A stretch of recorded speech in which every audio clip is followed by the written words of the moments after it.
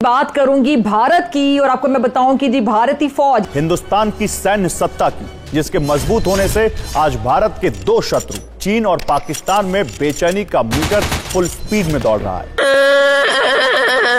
Why are you crying? Bharat में एक नई राइफल आई है दोस्तों, जिसका नाम है उग्रम, और उग्रम का मतलब है फिरोशियस, खतरनाक। ये बात तो हमें बहुत पहले से मालूम है कि इंडिया जो है वो अपने वेपन्स खुद बनाता है।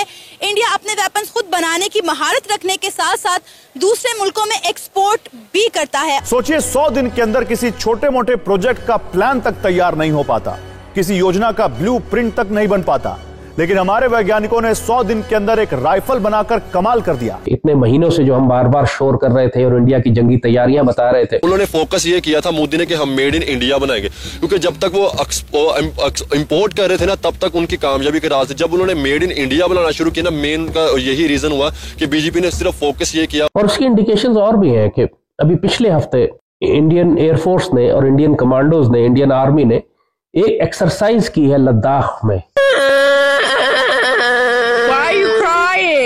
और पाकिस्तान वेपन्स के लिए अभी तक खुद कफील नहीं है। हमें हमेशा दूसरे मुल्कों की तरफ देखना पड़ता है। पाकिस्तान का एटम बम भी अपना नहीं है, वो भी अमेरिकन स्पॉन्सर्ड है।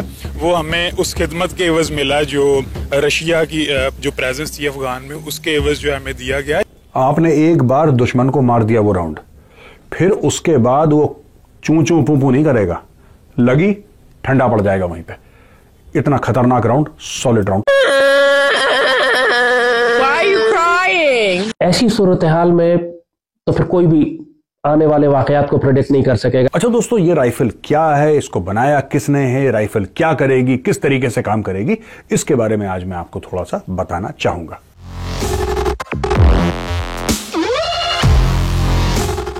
जय हिंद दोस्तों, जागो इंडिया में आपका स्वागत है। जैसा कि आप लोग जानते ही होंगे कि भारत के डीआरडीओ ने इतिहास रच दिया कि उन्होंने 100 दिन के अंदर एक राइफ़ल बना दी।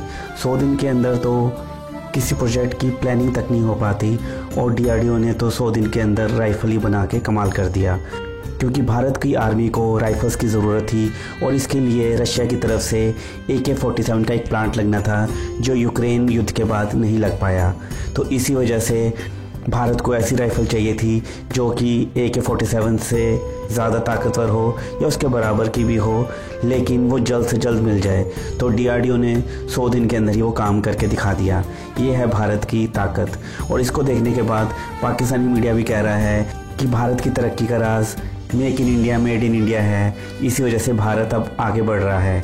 तो चलिए दोस्तों, आइए देखते हैं पाकिस्तानी मीडिया का रिएक्शन, और आप अपनी राय भी हमें कमेंट करके ज़रूर बताइए। तो चलिए दोस्तों, शुरू करते हैं आज का ये वीडियो। जय हिंद, जय भारत। भारत में एक नई राइफल आई है दोस्तों, जिसका नाम है उग्रम, और उग्रम का मतलब है फिरोशियस, खतरनाक। ये कहते हैं उग्रम। अच्छा दोस्तों, ये राइफल क्या है, इसको बनाया किसने है, राइफल क्या करेगी, किस तरीके से काम करेगी, इसके बारे में आज मैं आपको थोड़ा सा बताना चाहूंगा। और इंडियन आर्मी में कोई ऐसा नहीं है जिसने AK नहीं चलाई हो, ठीक है। आपकी 12-13 लाख की फौज है और सब आंख बंद करके AK चलाना जानते हैं। AK के साथ सबने ऑपरेशन करा इंडियन आर्मी में, मतलब ऊपर से लेके नीचे तक एवरीबडी नोज। AK-47 ऐसा हथियार है, खासतौर से उनका जो वैली में या नॉर्थ ईस्ट में ऑपरेट कर रहे हैं, उसको नींद में भी खोल जोड़ के बराबर कर देगा 2 मिनट के अंदर। इतनी वक्फियत है उस हथियार के साथ, AK-47 के साथ। तो बोला साहब बढ़िया है, अच्छा वेपन है, राउंड भी लाइट है, 7.62 भी है। People know the weapon very well, 7.62 करते हैं। अब बीच में क्या हो गया कि यूक्रेन और रशिया की लड़ाई हो गई। टेक्नोलॉजी आनी थी रशिया से, जो कि अमेठी में फैक्ट्री सेटअप होनी थी, राइट, वो आनी थी वहां से। लड़ाई की वजह से रशिया को हथियारों की और एमुनेशन की कमी पड़ी, तो रशियंस अब यहां पे इंडिया में सप्लाई करे वेपन से, इंडिया में फैक्ट्री खोले हमारे साथ मिलके, तो वो मामला हो गया पोस्टपोन। अब हमें तो हथियार की जरूरत है, तो बीच बीच में ये सब चीजें आने लगी। और एक हथियार जो डीआरडीओ ने डेवलप करा है वो है उग्रम। अब वापस उग्रम पे आते हैं, जिसका मतलब फिरोशियस है अंग्रेजी में, हिंदी में उग्रम यानी कि बड़ा खतरनाक टाइप का।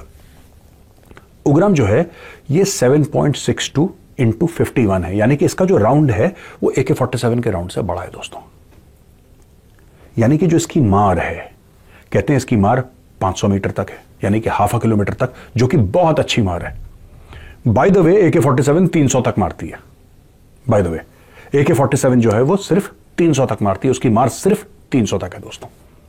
उग्रम की मार 500 तक, और गोली वही जो 7.62 mm SLR वो भी 7.62 into 51 था जो हमने अपनी ट्रेनिंग में इस्तेमाल करा था जब हम एकेडमी में थे ओटीए में। सेम वेपन, वही बड़ा जानवर ऐसे गिर जाए। आपने एक बार दुश्मन को मार दिया वो राउंड, फिर उसके बाद वो चूं चूं पू पू नहीं करेगा, लगी ठंडा पड़ जाएगा वहीं पे। इतना खतरनाक राउंड, सॉलिड राउंड। तो ये हथियार है। अब एआरडी वालों ने प्राइवेट कंपनी के साथ बातचीत करी और कहते हैं कि 100 दिन के अंदर इसको डेवलप करा है। पहली बार ऐसा हुआ है दोस्तों, पहली बार भारत के इतिहास में, मॉडर्न इंडिया में, कि एक गवर्नमेंट ऑर्गेनाइजेशन जो डीआरडीओ का एक विंग है एआरडी, उसने एक प्राइवेट कंपनी के साथ मिलकर एक हथियार डेवलप करा। आप देखिए, अब इसकी ट्रायल्स होंगी। इसको सियाचिन जैसी सर्दी और ऐसे ऑल्टीट्यूड में भी खूब इस्तेमाल, और जब इंडियन आर्मी ट्रायल करती है so then they get into details and like how. इस हथियार को रेत में भी डाला जाएगा, इस हथियार को मट्टी में डाला जाएगा, इसको पानी में डाला जाएगा, इसको -50, इसको +50, इसको मतलब इस हथियार को बिल्कुल ऐसे करा जाएगा जैसे सितार बजाते हैं ना।